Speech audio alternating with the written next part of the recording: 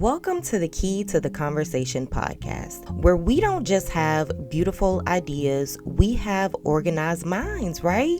This podcast is for the creatives, the visionaries, the leaders, and the dreamers who've got big, gigantic goals, but also real lives. The ones trying to figure out how to actually follow through and not just stay inspired. So, whether you're building a business, managing a team, navigating burnout, or maybe you're just trying to be more consistent with what matters to you, this space right here, right now, is for you.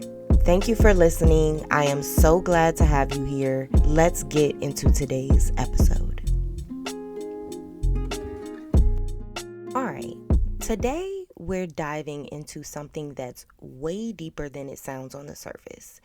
We're talking about meetings, systems, and the real reason some of your teams stay stuck. Whether you're new to project management, leading a creative team, or just tired of feeling like you're busy but not actually moving forward, this episode is for you, my friend. We're talking about meetings and systems in a way that actually feels useful to you and your team's daily functioning. I know we've all heard that saying, the information in this meeting could have been sent in an email. We've all been there. We probably have all said it. And while that can sound condescending, for some of your meetings, this is actually very true. But no worries, I'm here to help you. Today's episode ties into my latest blog post, Your Team Doesn't Need Another Meeting. It Needs a System, where I break down how you can spot when you're stuck in meeting mode and what to do instead. If you haven't checked that out yet, make sure you head over to www.keytotheconvo.com. That's Kee and convo as in conversation. After this episode, check it out. But today we're coming at this from a more personal and real world angle, because I want you to sit with this idea. What if the real bottleneck in your work isn't a lack of effort, but simply a lack of initial clarity in your kickoff meeting? Let's go ahead and get into this episode. Now, you know, meetings can sometimes feel a lot like progress, even when they aren't. It's because we as humans naturally tend to associate talking with doing. That's why sometimes just talking about your goals or planning your goals or even binge watching videos, y'all know the ones, the motivational videos, the day in the lives, the ones that are just talking about something surrounding the topic of your goal. It can feel like you're moving forward when in reality, you are literally still at square one, unfortunately. This is the same thing that tends to happen on our teams. If a meeting doesn't create clear action items for people, it's just another conversation. Not exactly the momentum that we need to start and push through a project or a full campaign. So you know how sometimes you leave a meeting feeling like you're tired or drained, like it just took all of your energy, like you worked really hard, but when you actually sit down at your desk to do work for the project or review the work, quote unquote, that was done in the meeting, you realize nothing actually moved forward in that meeting. You are still in the same place that you were in before the meeting. Meetings should leave people knowing exactly what they need to do next. They should have actionable steps to begin making progress going forward. So for example, when I worked at Elevance Health as a marketing project manager, most kickoff meetings ended with the team knowing that the deliverables would start with the copywriter. So what that simply meant was no one was wondering what task or whose task came first, because we all knew that the copy had to be done before the design team could even think about starting their work. And we didn't casually say that in meetings. We would literally break every single step down and ask specific questions. Things like, how long would the copy take? Where did it fall in the writer's queue of their other work, of their other projects? And then how it would impact the timeline for other design and development teams. And this may seem like a small thing to you, but that level of clarity made everything flow much smoother for all of our projects and campaigns. It's something quick to also consider when you work with other teams that may not be familiar with your normal process. So never assume that one of the stakeholders just knows, Ask the same clarifying questions with every new project. But also know that action items don't just help individual people on the team, they create momentum across the entire project. Because now the writer knows what's expected, the designer knows what to wait for, and the PM isn't chasing updates in Slack or email every 5 minutes because nothing is being communicated. As a PM, when you're sitting in meetings, you should always be scanning the room a little bit. And even if it's a virtual room, you should be quietly asking yourself, is every person here contributing something meaningful? And not in like a shady way, but really asking yourself that question. Because if someone's just sitting there with their camera off and they're not a key decision maker who just maybe they need visibility on the project, then either something is being missed or that person probably didn't need to be pulled into this meeting at all. And if you build a habit of dragging people into meetings that just don't matter to them really, you're teaching your team to associate meetings with wasted time. And that's a trust issue waiting to happen, which then leads to the cliche again. This meeting could have been an email. So I want to talk a little bit more about meetings themselves. Kickoff meetings are where everything really begins. They set the tone, and not just for the deliverables, but for the working style of the entire project. So at the end of the first call, everyone should understand their role, their responsibilities, and how they fit into the system. So how their role and responsibilities impact other people's roles and responsibilities. And it's your job as the project manager to gather all the pieces. So the scope, the budget, the timeline, the communication plans, the risks. And if you're lucky, you'll even leave knowing who's really calling the shots versus who's just there to chime in with their opinions. And that last one will save you so much headache later, I'm telling y'all. I really don't want to bore you with a full corporate breakdown today, but just know that a kickoff meeting is where you either set yourself up for success or you set yourself up for 6 months of repeatedly having meetings and circling back again. Okay, so now that we got the boring stuff out of the way, let's talk about a real life scenario, a more relatable one that we can, understand. I remember I had a photo shoot once. I had done photo shoots before, but never with someone as professional and prestige as this particular photographer. Before the shoot, we sat down and we talked about every single piece of the photo shoot. So my vision, I had to have inspiration photos. So that was the scope. And then was it indoor or outdoor? And that was for lighting and for the weather. And that is risk management. We talked about the budget. We talked about deadlines. We talked about delivery timelines. And that was for the scheduling and the cost of everything. That entire conversation was a kickoff meeting. And not what you think of when you hear corporate project manager, obviously, but trust me, the system still applies. Because if we hadn't discussed those things up front, that would have been my money wasted, my time wasted, momentum would have been gone, my mood would have been blown, and it would have just been full disappointment for the both of us. So consider your own kickoff meetings. When a kickoff meeting is rushed or messy, you can almost guarantee that you'll hear the infamous, "let's take this offline," or "we'll circle back later." And something that comes to mind as well is that when we initially texted about that photo shoot, I wanted to bring the ideas to the photo shoot. The photographer said, "Absolutely not. Thank you, Erica, for creating that boundary." Even in Fortune 500 companies with huge marketing campaigns, the same rules apply. If you're constantly meeting about things that should have been decided early, you're highlighting system gaps, and that's what starts draining teams over time.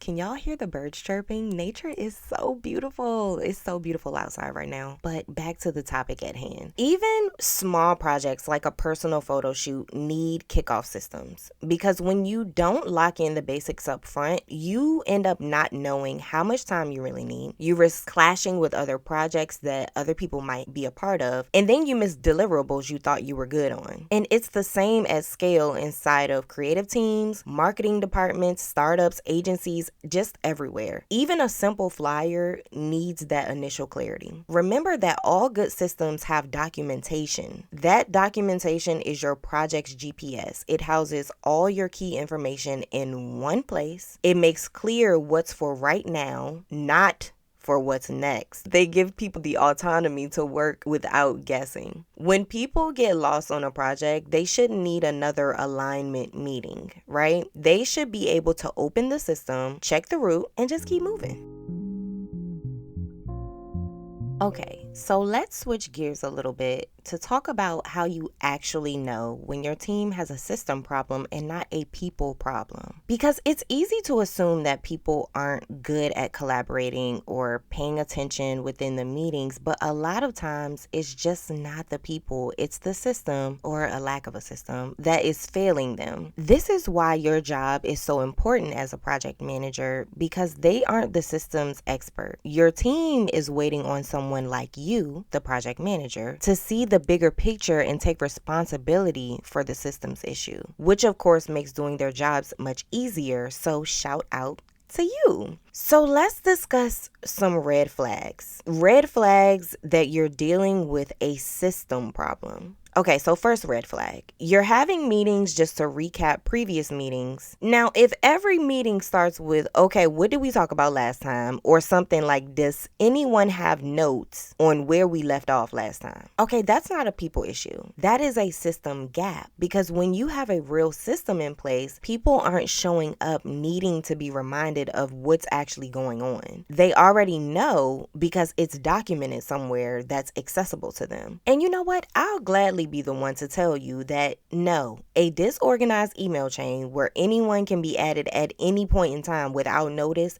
does not count as a reliable system. That is not a system at all, actually. But let's move on to the second red flag. No one leaves a meeting with clear steps. If you end a call and people are still wondering what to do next, who is responsible for each task, and when tasks are actually due, that's not because they weren't paying attention, babe. It's because the structure didn't support them during the meeting. There might not be a structure, and that's the problem. Listen, meetings should start with clarity, and then they should build clarity as they keep going, and then they should end with even more clarity, okay? If you leave people confused, don't be surprised when they stall out. I know that project managers are often put in positions to take accountability for mishaps that ultimately weren't our fault, but creating and maintaining clarity is your responsibility. And so the third red flag is that the projects just tend to slow down because people are waiting for direction. If the only way your team moves forward is by constantly checking in with each other, that is a system issue. That means that individuals can't do their jobs alone. That's a problem. There is a reason why the word manager is a part of your title. You create direction. You are not just a part of the system, you are a part of leadership. And good leaders create good systems that create autonomy for people. So, when coming into a meeting, everyone should already know a couple of things. They should know what they're working on. So, what is their task? That is their purpose. They should know that. They should know who they're waiting on, if they're waiting on anyone. They are likely connected to a certain task.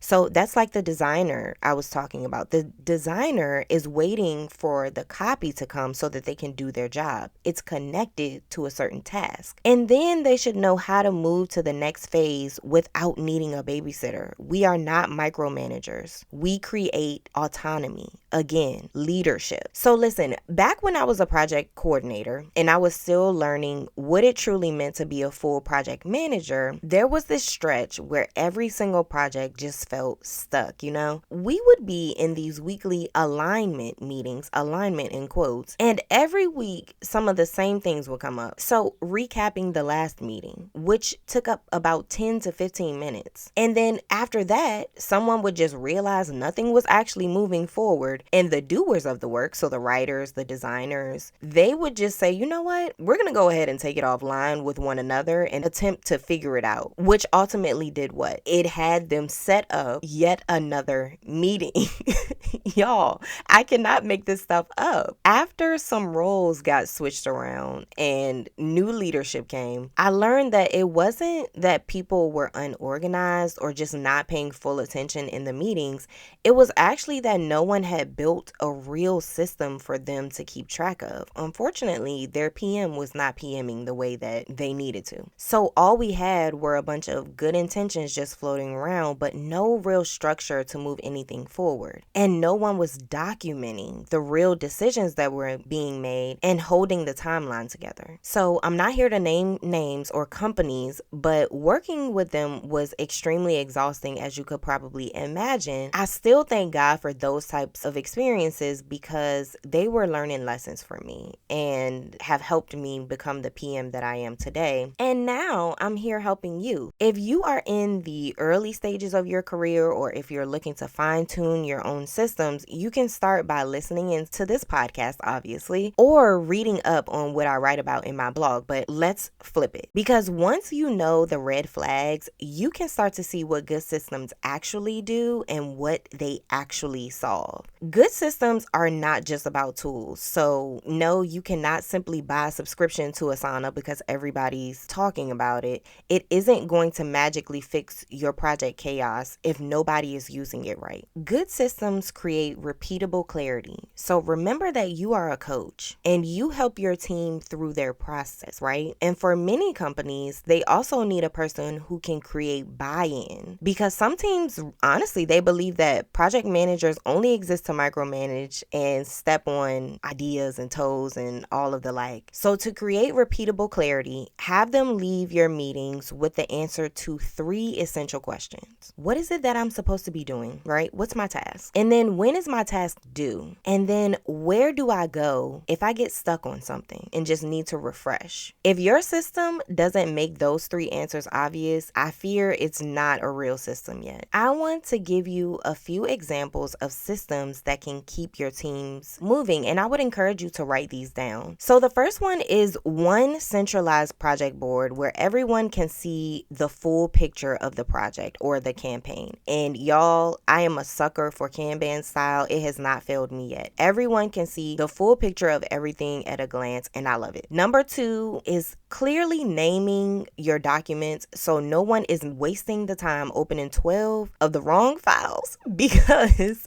the only difference in this one and that one is an underscore. Like, be for real. We need some type of naming system. And then number 3, a shared calendar or timeline that shows milestones at a glance. Know that your team needs access to the full view just like you do. You know, everyone can't remember everything by memory. And this is not only for business purposes, but also remember that everyone works differently and deserves accommodations where necessary to complete their work. Number 4, you need kickoff meeting templates. Templates force clarity early instead of trying to figure it out mid-project. Y'all, for the love of Jesus himself, please have some variation of a project charter. So if you're not familiar with what a project charter is, it's just a document that outlines information about the project. So the goals, the scope, deliverables, how y'all will be communicating, etc. It is literally a compass for the team. This is so that they can go back to that document given they need some type of guidance throughout the project. This way, they don't need to keep putting meetings on the schedule and they don't need to keep bombarding you with questions. I now understand why our professors would be so annoyed and just reply back and say, refer to the syllabus, because the information is already there. And then number 5, a system for non-urgent ideas so that your meetings can stay focused. And now listen, this is not where good ideas go to die. I know, because I could see the eyes rolling through the screen and I wanted to stop y'all right there. This system is where you put good ideas that deserve attention just at a later date. So the key difference between meetings and systems are that meetings are temporary and systems are permanent. Your meetings should fuel the system, not replace fix the system. So when your team hits a roadblock, their first instinct shouldn't be that they need yet another meeting. They should immediately think, you know what? Let me check the system and find out. They should be thinking to check the kickoff document, aka project charter, or to check the project board. And that is the power of real project management. Good systems actually make you a better project manager because you're not chasing people down all day. You're building environments where people can actually succeed. That is leadership. And it's what keeps projects moving when life gets busy, when people take PTO or when priorities shift. The system holds even when life is life. And you already know, if life is not going to do anything else, it's been a life. Okay, so we've been breaking down meetings, systems, timelines, tools, the whole nine, but let's bring it back to probably the realest part of this episode, and that's the fact that you don't have to wait for a title to start thinking like a project manager. Honestly, you don't need someone to officially put project manager in your job title or email signature. You can start being the systems builder in your world right now. And to be honest, the average person isn't just casually listening to a podcast like this. I mean, if you are, thank you. I appreciate the listen. But you're probably already off to a good start because you're so deeply interested in project management and systems thinking. And I say that because a lot of people think project management is about being in charge of a team or holding a clipboard in the meetings, but it's really not that. It's about seeing where people get stuck and figuring out how to smooth that out ahead of time. That's systems thinking and leadership. Those skills are what makes you valuable, and that's no matter what role you're in. When I was still a project coordinator, nobody asked me to build systems, but I started doing it anyway because I just got tired of watching my team hit the same roadblocks over and over again. I got tired of being in rooms where everyone was literally confused to no end and just waiting for someone to fix it. I just always had the urge to do so. So I leaned into that and came to the realization maybe that someone could be me. So instead of immediately diving in, thinking that what I had to say was, the best thing, I started asking different